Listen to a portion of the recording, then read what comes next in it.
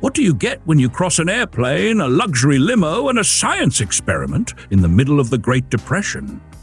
You get the Chrysler Airflow, the boldest, sleekest, most misunderstood car of the 1930s. Ladies and gentlemen, and my friend Timmy, welcome back to Cool Ideas, the only channel where vintage steel gets more love than Timmy's cat. With us today is a car so ahead of its time, it basically invented the future, got ignored, and died in debt.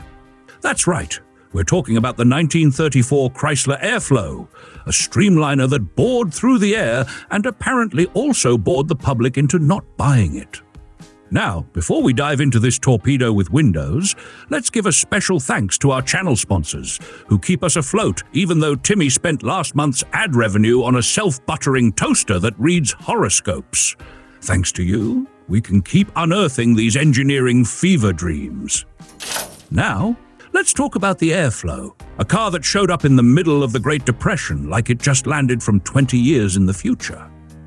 Chrysler's brilliant trio, Fred Zeder, Owen Skelton, and Carl Breer, the ZSB team, or Three Musketeers of Detroit, were the mad geniuses behind this project. Carl Breer got the idea after watching military planes in formation and thinking, why don't our cars cut through the air instead of slapping it like a drunk fighting a wasp? With Walter Chrysler's backing, they went full mad scientist and built their own wind tunnel in Dayton, Ohio. That's right, before Tesla had tunnels, Chrysler already had one, and it wasn't for avoiding traffic, it was for reshaping car design history. The first Airflow rolled into the 1934 New York Auto Show looking like nothing else. Gone were the chiseled brick designs of the 1920s. In came the smooth, rounded body that whispered, "Streamline modern," and shouted, "Don't worry, I'm just an alien disguised as a sedan." Under the hood, a straight-8 L-head engine. In the CU series, it had 299 cubic inches, about 4.9 liters, pushing 122 horsepower at 3,400 revolutions per minute. The beefier CV and CX models offered 5.3 liters and 130 horsepower, and the range-topping Imperial CW flexed with 6.3 liters and 150 horsepower. These were engines that sounded like jazz bands and drank like Timmy on a Sunday barbecue. Power went to the rear wheels via a 3-speed floor-shift manual or a 4-speed with overdrive in the CW. Up front, the engine was practically sitting on top of the front axle. That sounds weird until you realize it meant better weight distribution and a lower center of gravity. In other words, less roll, better ride. Let's talk suspension, because Chrysler did. The Airflow rode on solid axles with semi-elliptic leaf springs front and rear, but Breer and the boys were already playing with independent front springs, which would become the gold standard. It's like watching a caveman discover fire and then casually invent Wi-Fi. Brakes? Hydraulic drums on all 4 wheels, courtesy of Lockheed, with vacuum assist on the Imperial CW. Not bad for 1934. Wheels were steel-spoked 6.5 view by 16 inches, running 7.50 by 16 inches, tires wide enough to survive America's beautifully bombed-out roads. And size? Let me put it this way. This thing was longer than most marriages. The CU model had a wheelbase 2.8 inches, 3,119 millimeters, while full length stretched up to 5.5 to 6 meters, 18 to 19 feet, depending on trim. Weight? Anywhere from 1,700 kilograms, 3,750 pounds, to over 2,600 kilograms, 5,700 pounds, if you went full luxury spec. Top speed? Around 150 kilometers per hour, 93 miles per hour, and it sipped gas at 8 to 10 liters per 100 kilometers, 18 to 21 miles per gallon. But here's the real kicker. The Airflow had a unibody.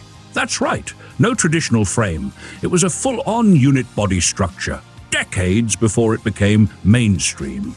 Combine that with a forward-shifted cabin, putting passengers between the axles instead of on top of them, and you get a ride so smooth it made Cadillac owners spill their bourbon in shame. The steering column was horizontal, giving the driver more legroom, a small feature that now lives in every car from the Prius to the Porsche. Of course, America being America, the public looked at this futuristic wonder and said, looks weird, gimme the old one. Sales bombed. The Great Depression didn't help, but neither did the fact that people thought it looked like a melting bar of soap. Still, the car earned some street cred. Legendary baseball player Babe Ruth had one. Actor Dick Powell, too. Racer Harry Hartz drove one across the country and set speed records while spending just $33 on fuel, which is probably still more than Bob has spent on groceries this year. And let's not forget the famous stunt. Chrysler shoved a gutted Airflow off a 100-foot cliff to prove how strong the body was. After the fall, they restarted it and drove off. I'd say try that with a modern crossover, but your insurance adjuster would faint before you even hit the keys. Now, you might be wondering what a surviving Airflow costs today. Well, in 1934, the Series CU started at $1,345, a steep price, about $32,000, or 29,000 euros in today's money. That was more than a Buick, more than a Ford, and more than Timmy's entire investment portfolio, which currently includes 3 half-eaten lottery tickets and a rock that looks like Elvis. Today, a well-restored Airflow can fetch anywhere from $60,000 to $80,000. But at the top end, a 1934 Airflow Coupe sold for $173,600 at a worldwide auctioneers event in 2022. Not bad for a car that was once called ugly enough to scare off buyers. So final thoughts? I think the Airflow was a masterpiece trapped in the wrong decade.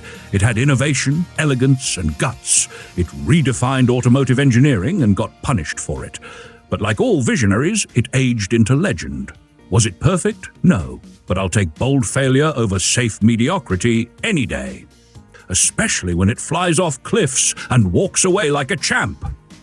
If you liked this ride through automotive history, give us a like, a share, and smash that subscribe button like it owes you back rent. And if Timmy ever tells you he used to drag race Airflows down Route 66, ask him to show you the photos. He'll say he had them on a floppy disk.